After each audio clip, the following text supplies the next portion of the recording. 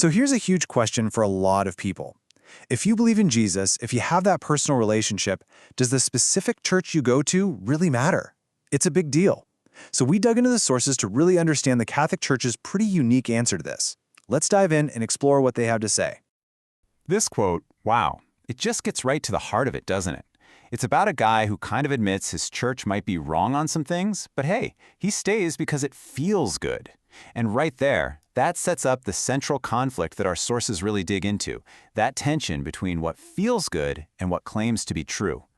And this slide just lays it all out, plain and simple. What are we looking for? Is the goal to find a church that gives us that personal comfort, those emotional highs? Or is it to find one that makes a claim to objective, unchanging truth? The sources really draw a line here between just liking your church and belonging to the family they believe Christ actually intended to create. All right, so according to the materials we've looked at, what really truly sets the Catholic Church apart from other Christian denominations? Well, turns out the answer can be boiled down to a single, really powerful word. So let's just ask the question straight up. When you strip everything else away, all the traditions, all the practices, what's the one single claim that all the other differences are built on? And the answer is authority. The absolute central claim is that Jesus established one single, visible church and gave it the divine authority to teach in his name. Now, this isn't just a claim to be an authority among many, but to be the definitive, teaching authority that Christ left here on earth. Okay, so where does a claim like that even come from? Well, the sources point to both the Bible and history to make their case for what they call an unbroken line of leadership. And this verse, Matthew 16:18, is pretty much the cornerstone of the whole argument. The point being made here is that Jesus didn't just, inspire a movement of ideas. He actively built a structured church, put it on a foundation, on Peter, and promised that it would last forever.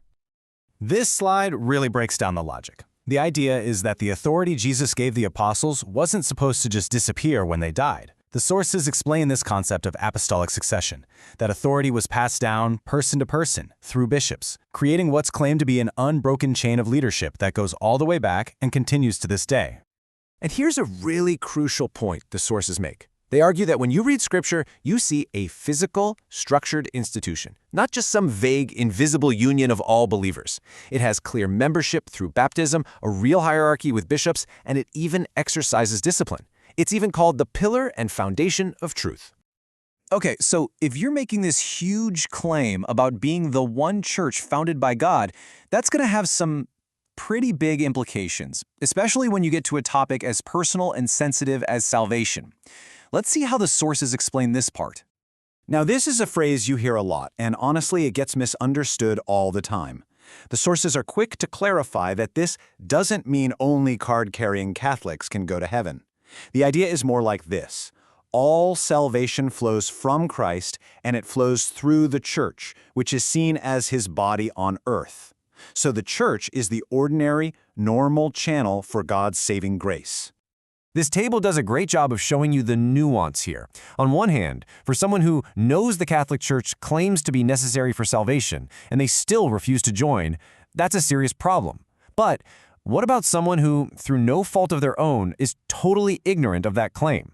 Well, the Church teaches that salvation is absolutely still possible for them if they sincerely seek God and follow their conscience. All right, I know what you might be thinking. What about all the big objections, the yeah-buts? Well, the sources we looked at tackle some of the most common questions and counter-arguments head-on. Just look at that number. It's staggering, right?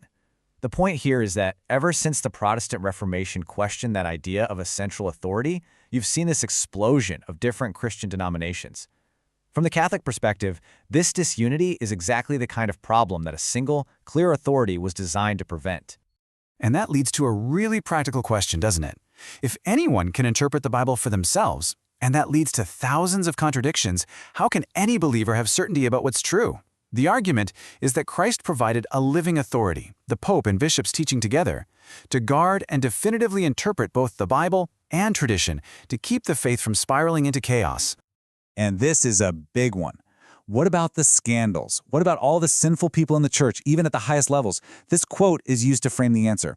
The church sees itself as a hospital for sinners, not some exclusive hotel for saints. The idea is that its divine foundation isn't erased by the very human failings of its members. Its purpose is to heal broken people, not to be a club for perfect ones. You hear this all the time, right? I'm not religious. I just have a relationship with Jesus. Well, the sources push back on that, showing that the Bible itself actually talks about religion in a really positive way, defining it as concrete actions of faith and charity. So the argument is that it's not a choice between a relationship or a religion. A true faith has to include both. Okay, so let's tie all this together. Let's bring it all home. What does all this actually mean for a person who's just trying to figure out where they belong? I love this quote from G.K. Chesterton because it just nails the whole perceived value of an authoritative church. Think about it. In a world where things can get pretty confusing, we don't just need a community that pats us on the back and says, "You're right." We need one with the authority to gently say, "Hey, you're off track here," and guide us back to what is true. And this really brings us to the bottom line, according to the sources. The choice of a church isn't supposed to be like shopping for a brand of coffee, just picking whatever feels or tastes the best. Instead, the argument is that it's a search for what is true, for the single visible institution they believe Christ himself founded. So we'll leave you with the same thought-provoking question that these sources essentially ask. Given the reality of Christian division, with thousands of different beliefs, if a single divinely protected teaching authority isn't the solution, then what is?